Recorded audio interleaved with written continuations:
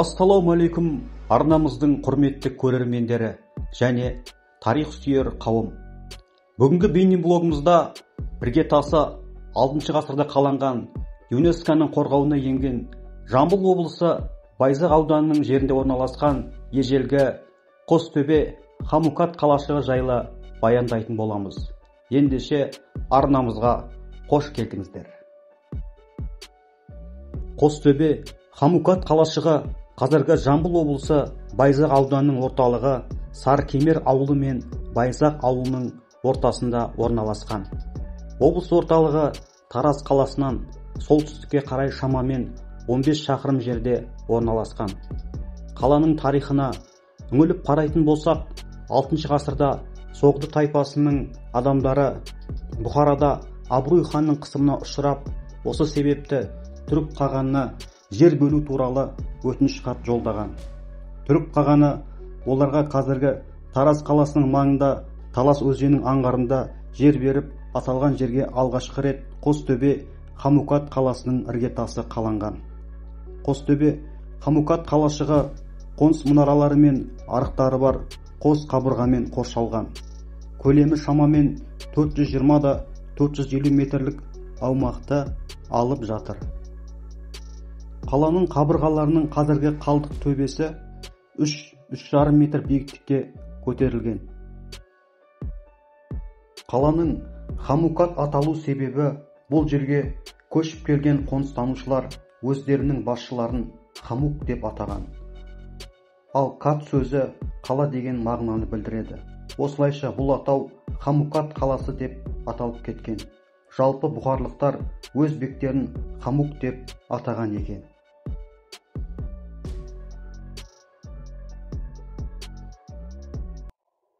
Ассалаумағалейкум арнамыздың құрметті көрермендері. Міне бүгін біз Жамбыл облысы Байзақ ауданы Сарыкемер және Байзақ ауылдарының орталығында орналасқан ежелгі Қостөбе қалашығының орнына келдік. Біз осы Қостөбе Хамукат қалашығының орнына келіп, қаланың орталығы болған Цитадель төбенің үстіне шығып, бейне түсіру жұмыстарын бастаған кезімізде, осы қалашықтың орнында арнайы металл іздейтін құрылғылармен бізге белгісіз беймәлім заттарды немесе қазына іздеп жүрген адамдарды және олардың көліктерін көріп қалдық. Және осы түсіру барысында әлгі адамдар қазып кеткен шұңқырларды көрдік. Біздің түсіру жұмыстарын бастағанымызды көрген әлгі адамдар өз құрылғыларын тез-тез жинап, көліктеріне мініп, бізге белгісіз жаққа кетіп қалды. Бұл көріністен біздің түйгеніміз Қостөбе Хамукат қалашығының орны қазына іздеуші адамдарды қатты қызықтырады. Бәлкім олар бұл жерден түрлі алтын күміс қазына заттарын тапқан шығар. Сіздер қалай ойлайсыздар, құрметті көрермендер? Қазір біз мұна сол Қостөбе қалашығының орталығында орналасқан төбенің үстінде тұрмыз. Қарап отырсаңыздар, төбенің үстінен көрініп тұр. Қаланың орталығы болғаны, үлкен қабырғалардың орны көрініп тұр. Бұл қаланың 4 қақпасы болған. Қаланың жалпы негізі ұзындығы 450-400 метр шамасында. Бұл қалаға кіретін 4 қақпа болған. Бұл қала қазіргі кезде ЮНЕСКО-ның қорғауына алынған. Қазір біз бұл жерде қарап жүрсек, анандай жерде бір осы қаланың орнына кеп қазына іздейтіндер бар екен. Сондай бір-екі адам байқап қалдық. Жаңағы қолдарынан анандай темір іздейтін заттары бар. Яғни бұл жерге әлі де болса қазына іздейтін адамдар көптеп келеді деген сөз. Қазір кездің өзінде біз мына жерден бірнеше құмыран сынықтарын тауып алдық. Осы қаланың орнына. Мынау үйінділердің арасынан келетін болсаңыздар, көптеген жаңа бұрынғы ескі заттардың қалдықтарын табуға болады әлі де болса. Қостөбе Хамукат қалашығының мұнараларының орындағы үйілген төбелері шамамен 3,5 метр биіктікке дейін сақталған. Қалаға кіретін 4 қақпасы болған және қазіргі кезде олардың қабырғалардың арасындағы саңылау орындары сақталып қалған. Қостөбе Хамукат қаласының орталық цитаделінде, яғни біз түсірген төбешікте әртүрлі ежелгі ғимараттардың орындары мен қабырғалары үйінді ретінде жақсы сақталған. Оның жарқын көрінісі дронмен әуеден түсірген мына өздеріңіз көріп отырған бейнелер мен фотолар. Осы төбешікті қарау барысында біз оннан аса ірі қыш құмыралар мен басқа да шаруашылыққа қажетті ыдыстардың сынықтарын таптық. Олардың кейбірінің сыртындағы ою бедері мен бояуларына дейін анық сақталған. Археологтар жүргізген қазба жұмыстары барысында қаланың орнынан көптеген қола және күміс әшекей бұйымдары табылған және қолдары кеудесіне айқастырылған әйел мүсінді күміс бұйымдары және көптеген алуан түрлі керамикалық құмыралар, саптаяқтар табылған.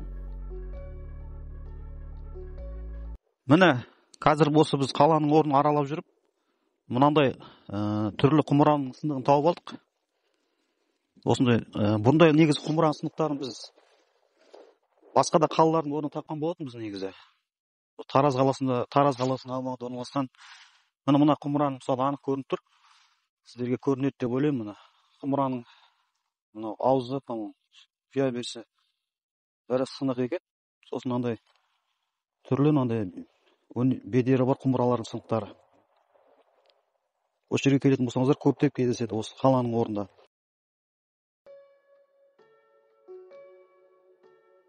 Бүгінгі бейне блогымызды қорытындылай келе айтарымыз, Қостөбе Хамукат қалашығы республикалық маңызы бар тарих және мәдениет ескерткіштері тізіміне кіреді және қазіргі кезде ЮНЕСКО-ның дүниежүзілік мұра нысандарының тізіміне енген. Қостөбе Хамукат қалашығы өз заманында көркейіп кемелденген сауда және шаруашылық өндіріс бағыты дамыған қалалардың бірі болған. Оның тарихының біз білмейтін ақтаңдақ беттері әлі де көп. Жалпы бұл қаланың орны тек тарихшылар мен археологтар ғана емес, сонымен қатар қазына іздеушілер үшін өте қызықты. Бұған біз бүгінгі бейне блогымызды түсіру барысында көз жеткіздік. Еліміздің және көне қалалардың тарихын зерттеу тек біз ғана емес, сонымен қатар жастар мен келер ұрпақ үшін де өте маңызды болып қала бермек. Себебі өз тарихын білмеген елдің келешегі мен ертеңі бұлыңғыр болмақ. Осымен біздің Қостөбе Хамукат қаласы жайлы бейне блогымыз аяқталды.